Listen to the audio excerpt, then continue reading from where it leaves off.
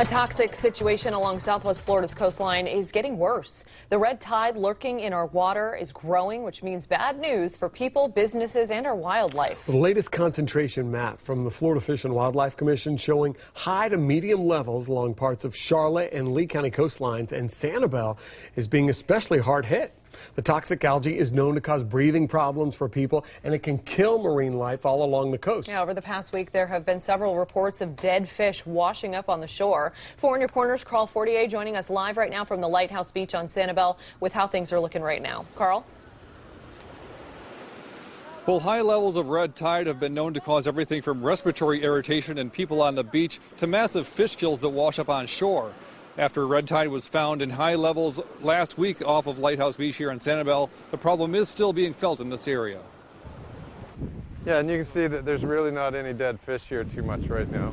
Bruce Neal is the director of the Sanibel Sea School, teaching kids about the ocean and the life it contains. He says that while the water released from Lake Okeechobee isn't causing the red tide found last week off of Sanibel, the brown water runoff isn't helping either. What scientific studies have found is that red tide events can be more intense and they can last longer if they're in the presence of these outflows of nutrient-laden fresh water. He says that's because the nutrient-rich water feeds the organisms that cause red tide, even though the red tide was already present. Well, I love the ocean, so no matter what it looks like, it's great.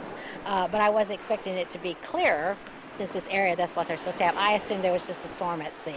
Helen and Gianna were enjoying the dolphin show off of Lighthouse Beach, but say the red tide problem may have moved on to Captiva. Oh yeah, we were coughing constantly. We were trying to pick up shell, but we were coughing so much to a point you almost feel you're going to gag. But even then, they were determined to keep on shelling. Oh, heck no, you take this, we put it up like this, and off we went. And it would be called red drift algae.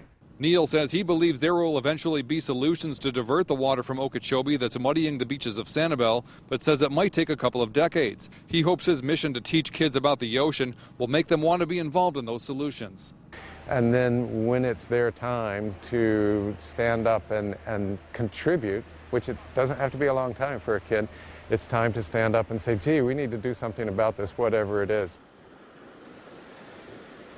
Now, there are concerns that the brown water from the Lake O releases may eventually affect the local economy and tourism, but despite chillier than normal temps and the brown water, there were still plenty of people out here at Lighthouse Beach. Reporting live at Sanibel, Carl Fortier, Fox 4 in your corner.